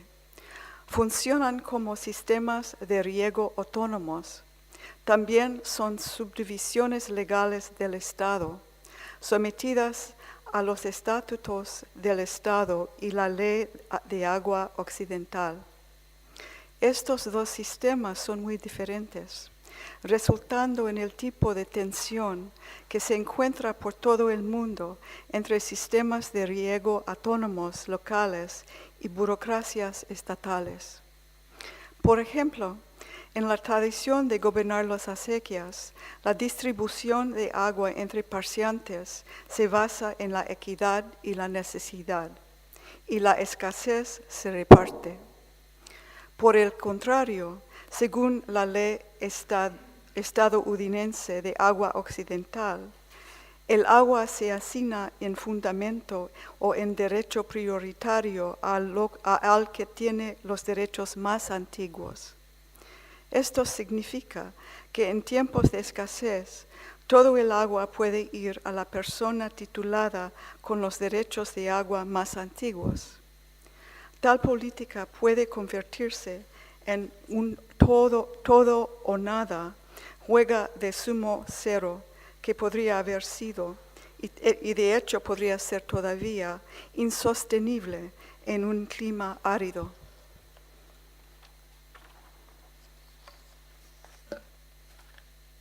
Las acequias de Nuevo Mexicanas enfrentan muchos desafíos en el siglo XXI, pero tenazmente persisten a pesar de múltiples amenazas que enfrentan a los autogestionados sistemas de riego de las agriculturas de pequeña escala en todo el mundo. A pesar de que la mayoría de agricultores ganaderos con acequias dependen en gran medida en el trabajo de pago por su subsistencia, la agricultura sigue siendo una parte importante de su economía doméstica. Es fundamental para el pueblo rural para mantener su sentido de identidad y su querencia a la tierra. Mi ponencia se basa en las investigaciones antropológicas que he llevado a cabo en y con acequias en las últimas 3 décadas y media, que enfoque particular etnográfico en las pre-estadounidenses comunidades nuevo-mexicanas de habla española, ubicados a lo largo de arroyos o riachuelos que desembocan en la cuenca de Taos, en un valle alto del Río Grande. Uso el concepto de la economía moral de agua presentada por Paul Trawick, basado en el trabajo de Elinor Ostrom, sobre los principios del gobierno de recursos comunes. También incorporó la estrategia del ciclo hidrosocial a la interrelación dinámica entre los mundos humanos y naturales concebidos como un sistema unitario. Sí. Bueno, ese es el marco conceptual. Presentaré mis materiales etnográficos en un marco triple que pone en claro la cuenca, el régimen de agua y el paisaje de agua.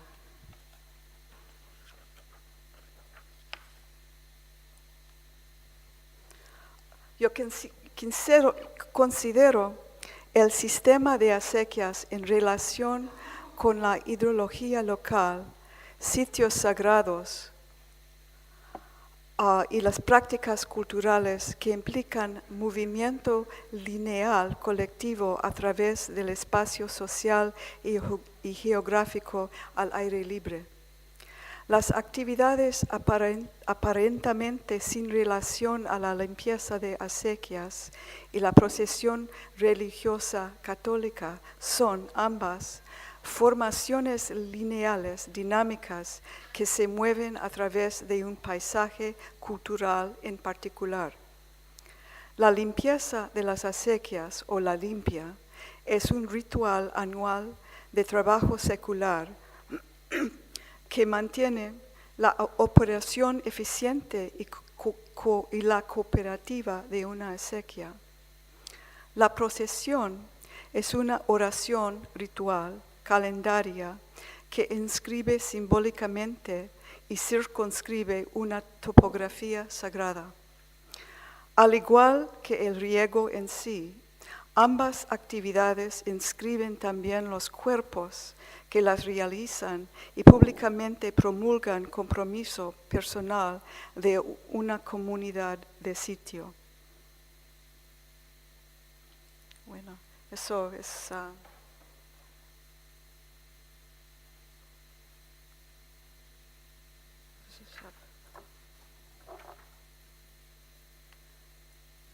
Aquí es Nuevo México, era parte de México, claro, y es el condado de Taos, donde hago la mayoría de mi trabajo.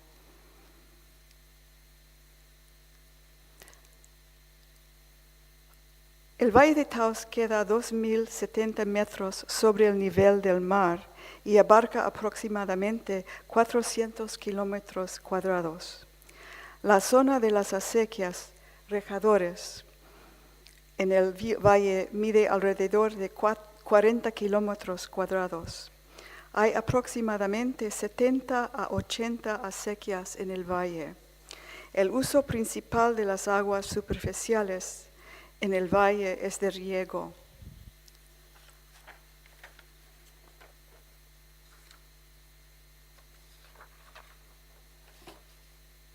El valle está bordeado al este y suroeste por la cordillera de la Sangre de Cristo, que suministra la mayor parte del agua disponible a través de la nieve derretidas. La precipitación anual en el valle en sí alcanza entre 11 y 13 pulgadas por año. Entonces los lugares de regadío son muy pequeños en comparación al el monte y el desierto. Esos son los ríos en el condado de Taos. Eso es el Valle Central. Y este mapa enseña los ríos junto con las acequias. Es un sistema muy grande y eso da la misma vista, pero en color y con elementos topográficos. Eso es la zona del Valle Central. Es la ciudad de Taos, que es un centro de turismo, pero se ve que es bastante seca, no tanto como la Atacama, pero también es un desierto. Esa cuenca es donde estoy enfocando mi trabajo ahora, que es el río Hondo y el Valle de Valdés. Y la mayoría que les voy a enseñar viene de Valdés. Eso es un Google Map del Valle de Valdés. Eso es el río donde hay árboles. Una acequia aquí que va a un lado del valle y los cerros están arriba. Se ve los long lots, los campos largas que caracterizan la agricultura colonial de Nuevo México. Y lo que no se ve aquí es el altiplano de Desmontes es como 200, 300 más alto que el valle. Entonces el valle es profundo y eso es un altiplano, pero también tiene agua del río Hondo. Hay otra acequia en este lado del valle. Esta es la cuenca, la parte de arriba del Valle de Valdés yendo a la sierra. Y una cosa bastante importante que es encima en la sierra es un ski resort, un resort de esquí muy grande que amenaza a la calidad y la cantidad del agua. Es el fuente, es un lago muy alto en la sierra, el fuente del río Hondo, pero también hay muchos springs. Fuentes de agua en la sierra. Y eso es el río Bajo de Valdés. Son los principales de economía moral y no tengo tiempo para explicar todos, pero yo creo que son Trewick, yo estoy de acuerdo, son características más o menos universales a los sistemas de autogestión de regadío en muchas partes del mundo. Y también las acequias de Taos y particularmente de Valdés conformen a eso, las calidades. También no tengo mucho tiempo, pero la gestión comunal de riego, esos son principales de gestión de una acequia que cada acequia en Nuevo México y en particular en Valdés tiene. El mayordomo es un ditch boss elegido y por sus parciantes, y él es encargado con la distribución del agua a todos y el trabajo común que mantiene a la acequia madre y también para resolver disputas entre parciantes sobre el agua. La comisión, también usualmente hay 3, elegidos por los parciantes y trabajan con el mayordomo y imponen multas y también hacen las cosas administradores de las acequias. Un parciante debe mantener la acequia madre, que es el centro acequia, y sus propias acequias, cumplir con las normas de operación y contribuir a labor y pagar deuda, que es proporcional al tamaño de su campo. Esos son los valores que yo creo que son muy importantes entre los parciantes.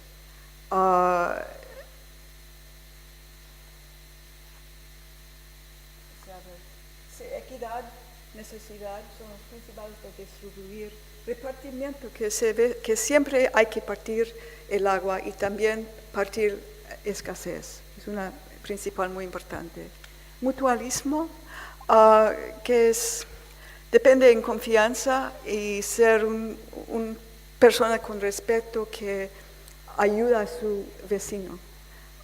Es una principal muy fundamental en esas comunidades. Y querencia, habla de querencia a la tierra, un sentido de querencia o amor de su lugar, que tiene mucho que ver con su identidad y sentido de integridad. Eso es la limpia que están haciendo ahora mismo en esta estación, en la primavera. Es el mayordomo escribiendo quién que va a llegar, que es para limpiar la acequia, y marca su tarea y depende del tamaño de la acequia, puede dar unas horas o 2 o 3 días. Y así son en varios climas haciendo la limpia. Después de limpiar la acequia, entonces abren las compuertas grandes y está soltando el agua. Eso es Río Hondo. Entonces la primera agua que entra en la acequia están limpiando todavía cosas que andan con el agua. Y eso es mi acequia, la acequia de San Antonio. Yo soy un parciante y también una comisionada, y también estoy aprendiendo a regar mi campo, y también estoy estudiando la historia y la etnografía con la comunidad. Compuertas ahora son de esta clase, pero antes eran piedra y madero. Eso es mi outtake de mi acequia y la acequia madre. Un partidor divide el agua y entre las tres acequias. Es en el alto plano de Desmontes arriba de Valdés.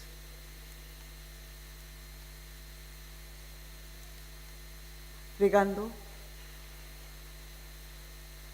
que es un proceso muy dinámico.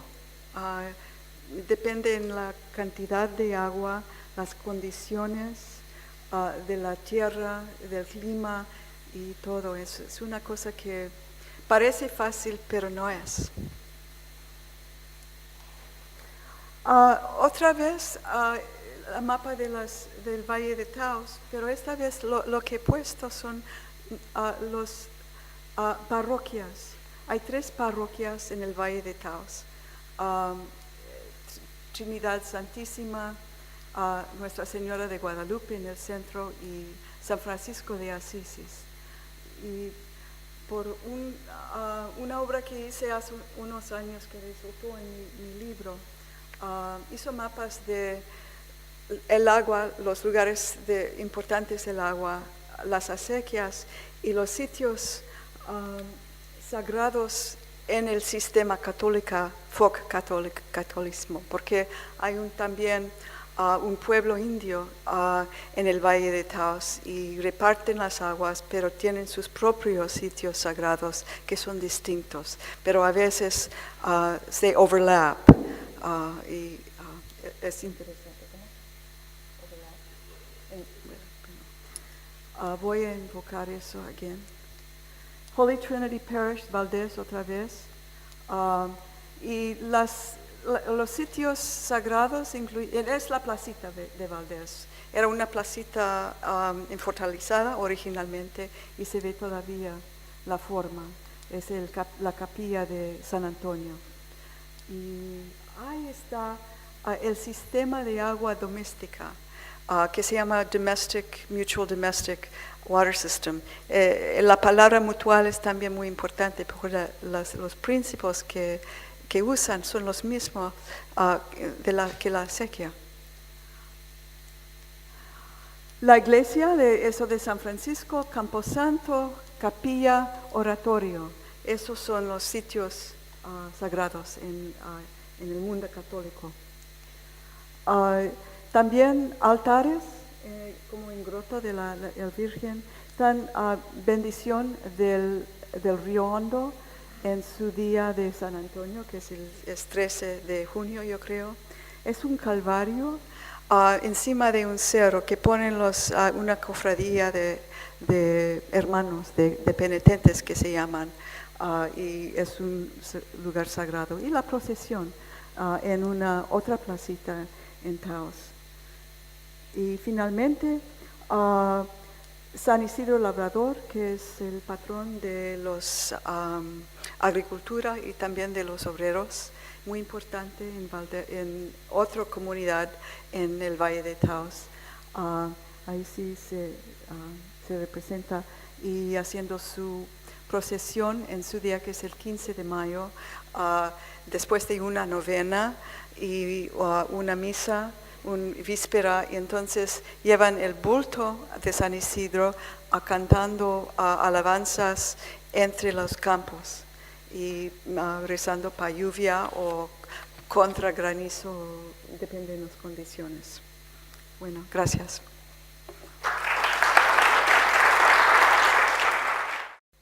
Bueno, primero agradecer la oportunidad de poder exponerle algo dentro de la temática, pero con algún matiz, podríamos decir. Yo estaba escuchando porque también vine a aprender, obviamente, y me doy cuenta que el hombre para mí, desde la perspectiva de lo que quiero mostrar, es un organismo más de este planeta, es un animal más, muy complejo. Y me da mucha pena que todavía no sabemos lo que estamos haciendo aquí, todavía no nos entendemos.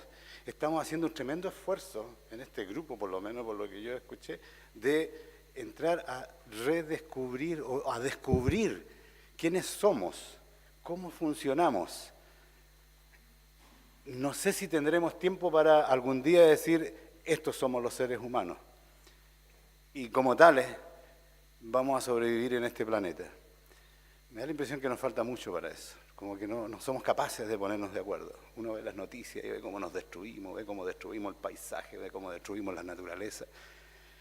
Y la verdad es que yo, desde mi perspectiva de biólogo, darwinista, veo con preocupación quiénes somos, hacia dónde vamos. En fin, quiero mostrarle un poco esa perspectiva. Dobzhansky, un neodarwinista, escribe en su libro, dice, nada en la biología y en las ciencias naturales tiene sentido si no es a la luz de la evolución. Si no entendemos que estamos en un proceso evolutivo, no entendemos entonces por qué estamos y hacia dónde vamos. Y no entendemos tampoco los problemas que tenemos. Ahí quiero comenzar entonces esta presentación. Tenemos mucha suerte. Ahí les presento un gráfico. Si pueden bajar, atenuar un poquito las luces, por favor. No interesa que no me vean a mí, me interesa que vean las imágenes. Tenemos mucha suerte porque si miramos el espectro térmico, por tomar una variable importante para la vida, en el universo, la vida que se da en este planeta, se da en un rango extremadamente pequeño del espectro térmico. Fíjense que el gráfico que está a este lado está logarítmico, para que me quepa en un pedazo de espacio, un pedazo de pared. Y el de allá está proporcional. Fíjense que desde aquí a acá, y esto está en Kelvin, para poder llegar a esas cifras y para poder llegar al cero absoluto. De esta escala que es enorme, si yo estirara esta escala y la hiciera proporcional, ¿no es cierto? Tendría que pedir prestado unos 2 edificios para poder rayarla y poder tener entonces la escala completa. Y de esa escala completa, ese trocito es de menos 100 grados a 100 grados Celsius. Y de ese trozo o ese trocito de entre menos 100 y 100, la vida de la cual somos parte, funciona en un pequeñísimo rango. En el caso nuestro, animales humanos, estamos por allí. Si la temperatura corporal nos subiera 3, 4 grados más, sencillamente se desnaturalizan nuestras proteínas y no podemos existir. Y fíjense que el espectro del universo es así enorme. Por lo tanto, tengo que decir que tenemos mucha suerte de tener la oportunidad de haber nacido y tener conciencia de nacimiento en un planeta que tiene estas características y que son muy sutiles en relación al resto del universo.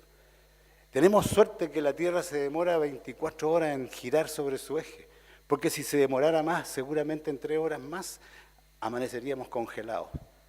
Tenemos suerte porque se empieza a enfriar, empieza a perder calor hacia el universo, porque el universo es infinitamente frío, es el mayor resumidero de energía que existe. No hay nada que pueda calentar el universo.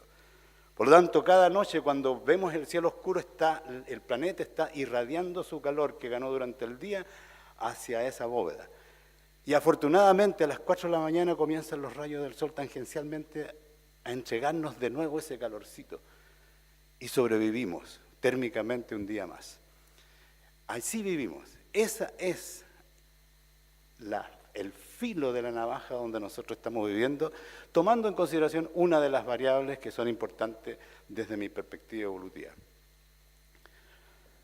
Obviamente que el planeta es plástico, el planeta se modifica y el planeta responde a este universo o a este sistema más cercano, ¿no es cierto?, el Sol, y la incidencia de la luz solar va a definir las características de cada uno de los sectores de este planeta. Así entonces tenemos las temperaturas con sus variaciones a través del año en los 0 latitud, que es la zona ecuatorial, y cómo hacia el norte se amplían, ¿no es cierto?, pero en el promedio bajan las temperaturas anuales y hacia el sur también. Por lo tanto, tenemos un planeta que no es igual, no es homogéneo, es un planeta que está estructurado sobre capas o peldaños que parten del cero ecuatorial hacia el norte y hacia el sur. Por lo tanto, tenemos una serie de fenómenos que ahora ocurren sobre este planeta. Ahí están absolutamente exagerados los círculos que mueven las masas de aire para poder verlo, porque en realidad son mínimas. Si pusiéramos el planeta en esa proporción, no veríamos la masa de aire sobre él. Es muy pequeña. Imagínense que el avión, cuando tomamos un avión a Santiago, vamos a 33.000 pies, 10 kilómetros. 10 kilómetros de altura.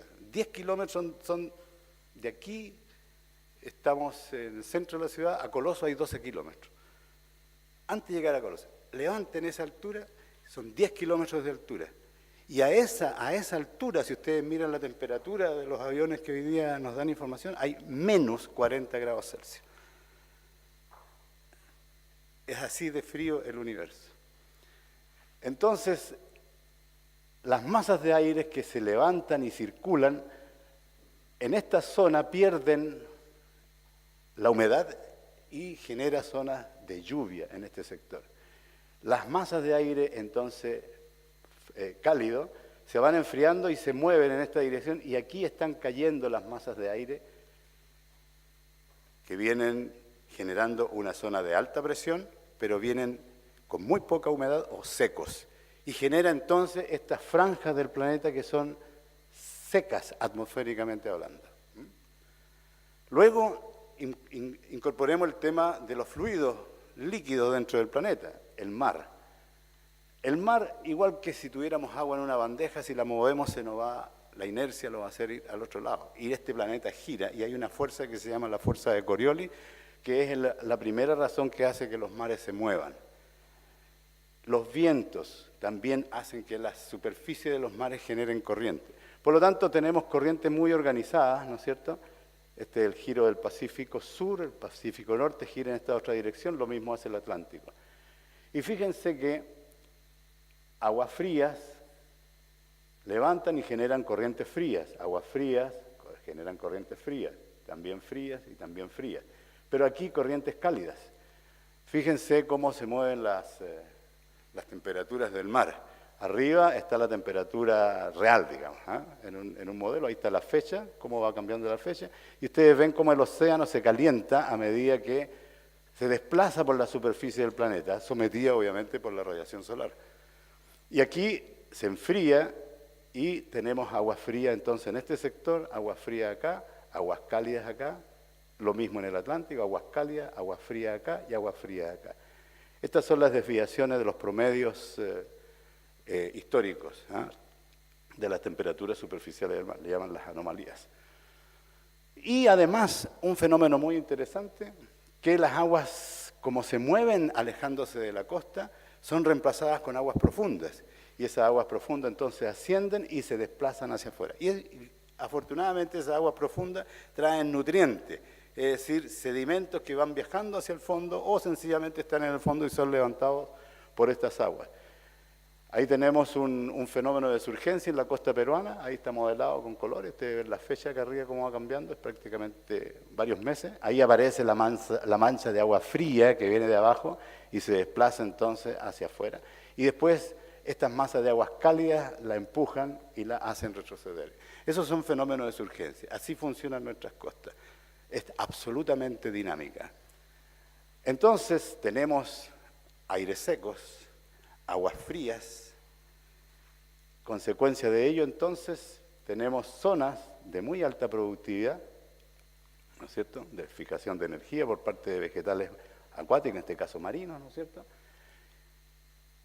Tenemos zonas de alta productividad en cuanto a fijación de carbono, por lo tanto, tenemos zonas de gran cantidad de biomasa animal, que se congrega en estas zonas, justamente la zona donde estamos nosotros viviendo, donde estamos los desiertos, Benguela, Atacama. Y este mismo fenómeno de surgencia, los colegas oceanógrafos de la universidad han detectado que ocurre aquí en la península de Mejillones. Ahí tenemos una mancha de surgencia enorme, agua fría en Mejillones, por eso es que esa bahía es más fría, esta bahía es más cálida. En fin, ¿qué es lo que genera entonces estos fenómenos que estoy relatando? ¿Hacia dónde vamos? Vamos a explicarnos por qué tenemos desierto. Fíjense que aquí están los 30 grados de latitud sur, 30 grados de latitud norte, está el trópico de Capricornio, el trópico de Cáncer, ¿no es cierto? Y ya dijimos la incidencia que tiene la radiación solar en esa zona, 10, ¿ok? Y genera entonces los que denominamos bioma. Todas estas características generan espacios de la Tierra con características climáticas muy definidas, digamos. Y si ustedes se fijan, tenemos desierto, desierto, desierto, desierto. Fíjense, en esta línea, desierto, desierto, desierto. Por lo tanto, los desiertos son un fenómeno que tiene este planeta debido a múltiples factores, y hay otros más que no voy a tener tiempo de indicarlo. Por lo tanto, si nosotros hacemos entonces una relación entre la temperatura y la cantidad de precipitación, vamos a encontrar que los desiertos están acá abajo. Hay desiertos fríos acá, desiertos cálidos, pero son los que menos temperatura, menos precipitación tienen. Aquí tenemos varios gráficos que muestran distintos sistemas y el desierto obviamente es el que menos precipitación tiene. Por lo tanto, los desiertos son absolutamente zonas secas, por esas razones. Y del punto de vista de la productividad primaria, ¿no es cierto?, son los que menos producen en el planeta, comparativamente. Y Chile, entonces, tiene su desierto en la zona norte. Aquí hay información, ¿no es cierto?, que ustedes la pueden recabar. Estos son dos investigadores chilenos, dos jóvenes que hicieron un estudio muy interesante, Prescott y Lieber, y entregan esa información. Ahora, desde el punto de vista ecológico ahora, ¿qué es lo que tenemos que decir? Que la vida en este planeta se sostiene sobre materiales que existen en el planeta. Con la energía del Sol, se fija la energía del Sol, como ya lo vimos, ¿no es cierto?, y genera entonces materia orgánica organizada, que son los seres vivos. Y estos seres vivos entonces tienen que buscar cómo resolver los problemas que le imponen estos sistemas naturales. Y en estos sistemas naturales entonces tendrán que haber algunas estructuras dentro del sistema ecológico y algunos procesos. Lo interesante es que hay variables, por eso quería poner esto, en tanto ustedes están hablando del ser humano también llegado a esta tierra, hay variables que efectivamente son mortales. La falta de oxígeno, en menos de una décima de hora, sin oxígeno, perecen los seres vivos. La disipación de calor, 10 horas. Y cuando falta agua, 100 y tantas horas podemos resistir los seres vivos sin al menos esos 3. Y alimento podemos resistirlo un poco más. Por eso que los animales del desierto, y aquí hago el hincapié, ojalá que me alcance en tiempo, los animales del desierto han pasado por este proceso evolutivo. Han habido una serie de pruebas y ensayos de los genes de estos animales para producir posibilidades de sobrevivencia en el desierto. Y han sobrevivido solo aquellas conformaciones genéticas que logran generar un organismo que funcione y actúe sobreviviendo a esas características que le impone el desierto. Por lo tanto, la mayoría de los animales son fosoriales para sobrevivir en el desierto. Y para ser fosorial hay horas de actividades en relación a las condiciones ambientales. Así entonces tenemos animales como estos, que tienen que manejar una temperatura corporal, porque es una máquina que necesita una temperatura como toda máquina para que sea eficiente, y ellos se la manejan moviéndose entre sol y sombra para poder regular su temperatura corporal. Hay otros que los excesos de temperatura todos sabemos que nos hace daño, el exceso de temperatura. Tienen mecanismos fisiológicos extraordinarios para poder resolver el calentamiento de su cuerpo y no someter a altas temperaturas a órganos que son vitales, como el caso de los cerebros en algunos animales que evolucionan en zonas de altísima radiación. En el caso de los conejos, mucha gente dice que el conejo tiene oreja para escuchar, pero desde el punto de vista ecofisiológico las orejas son disipadores de calor. Y un ave que debería ser el símbolo nuestro en el norte es esta, que es una ave marina, que en realidad nidifica, es la única ave que nidifica en la parte más dura del desierto. y destinamos bastante tiempo, hace algunos años atrás, a estudiar su fisiología y encontramos que esta ave tiene características extraordinarias para poder sobrevivir el desierto. El sobrevivir el desierto no es gratis. Hay teorías ecológicas que hablan del trade-off. Yo tengo que entregar algo para poder ganar algo. Nada es gratis en este planeta. Por lo tanto, este animal ha tenido que entregar una serie de otras características que le facilitan la vida a otros animales nidificando en otros lugares para ser exitosa nidificando aquí en el desierto. No lo voy a cansar con datos, ¿no es cierto? Pero tengo que decir que los animales que viven en el desierto han hecho transformaciones extraordinarias. Había un proceso de selección absolutamente fuerte para ellos. Es muy distinto evolucionar en una zona tropical, en un bosque húmedo tropical, que evolucionar y seguir viviendo en un desierto como los nuestros. Es muy distinto. Por eso que una población, una especie en este desierto puede ser tan valiosa como 100 o 1000 especies en otros lugares. Porque esa especie precisamente ha sorteado todas las barreras que le ha puesto el sistema natural para poder sobrevivir y seguir existiendo en estas condiciones. Ahí tenemos el dromedario, por ejemplo, ustedes sabían, para poder sobrevivir a la radiación solar, deja que su cuerpo se caliente. No mantiene la temperatura como nosotros. Aquí tenemos una ardilla que sufre esas oscilaciones térmicas para poder vivir y poder comer en el desierto. Y no es gratis, significa hacer una reacomodación de todos los procesos enzimáticos para que el metabolismo siga dándole energía a ese animal para que funcione. Es bastante complejo desde el punto de vista fisiológico. Comparamos en una oportunidad una gaviota que vive en la zona costera con condiciones de humedad totalmente distintas con nuestra Larus modesto, que es la garuma que yo le decía que nidifica en el desierto, y encontramos notables diferencias en su fisiología. Significa entonces que ese animal ha tenido un proceso evolutivo que lo ha hecho ser posible entonces vivir allí. El tema del agua, además de la energía, las zonas áridas, ya dijimos por qué estas zonas son áridas, por qué son secas. El agua es fundamental. Por eso cuando ustedes hablaban del agua, recién yo decía, pucha, si ustedes pudieran conocer cómo para los animales es fundamental el agua, y cómo han ido resolviendo, y cómo han ido teniendo éxito, pero también fracasando en esto de sobrevivir en un desierto donde el agua es uno de los factores clave. Fíjense cómo este animal tiene sal ahí, tiene glándulas de la sal, para evitar sacar la sal del cuerpo a través de la orina, como lo hacemos nosotros con litros y litros de agua para poder botar la sal que estamos ingiriendo.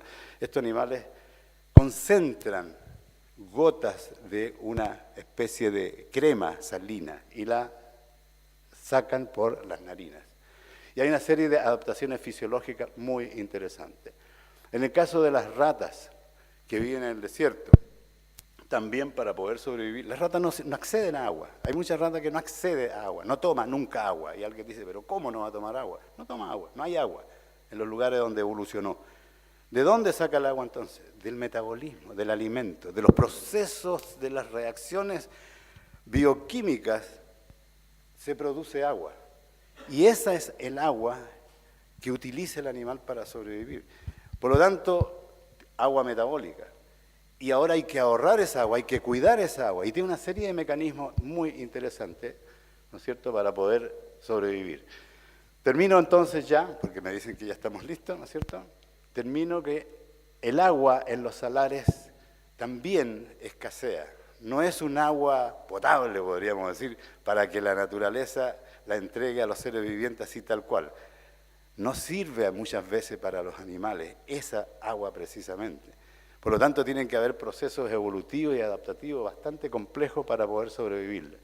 Pero lamentablemente, como ya varios lo han dicho, las mediciones de estas pocas aguas que tienen los animales reflejan eso. Este es el promedio histórico y esa es la realidad de hoy. Poca agua en los salares está quedando. Estos animales también evolucionan para vivir en lugares muy específicos del desierto. Alguien decía por ahí que habían varios tipos de desierto. Claro, de acuerdo a las condiciones microclimáticas, el desierto genera distintas fuerzas selectivas, evolutivas, para que los animales se adapten a vivir en esa franja. En el caso de esto, los guanacos, por ejemplo, viven solamente en la cordillera de Domeico hasta la costa, pero no suben a la alta cordillera. Ahí hay otro animal, pariente de este, que tiene adaptaciones más exquisitas para sobrevivir la altura, que son las vicuñas. Entonces tenemos segregaciones de animales de acuerdo a sus adaptaciones. En fin. Hay animales que logran sobrevivir, como este, por ejemplo, que ahí tiene un huevo, y ahí tiene sus pollos, logra sacar entonces, con mucho esfuerzo evolutivo. Aquí tenemos otro, que también son animales de desierto. Miren el tamaño del huevo, es casi el tamaño de la punta de un lápiz, y miren el tamaño de este animal, absolutamente pequeños. Normalmente pasan desapercibidos, pero estamos aprendiendo mucho de estos animales y cómo ellos sobreviven en el desierto para poder entendernos nosotros. Muchas veces construimos casas, cuando hablaban que llegaron los ingleses, construimos casas y se ponen calaminas de acero. Yo le diría que si un animal, ustedes le dijeran construyete una casa, ninguno utilizaría calaminas de acero. Hacemos aberraciones habitacionales para vivir en el desierto, porque no miramos a los que llegaron primero que nosotros. Llega este nuevo animal, porque no evoluciona, tal como decía la profesora de la primera exposición, el ser humano llega a este desierto, no evoluciona con los animales que yo he mostrado, pero llega buscando una armonía y busca cómo, entre comillas, ajustarse, porque no se adapta, ¿no es cierto? Se ajusta, porque ya viene adaptado para una condición bioclimática y logra entonces sobrevivir en estas condiciones.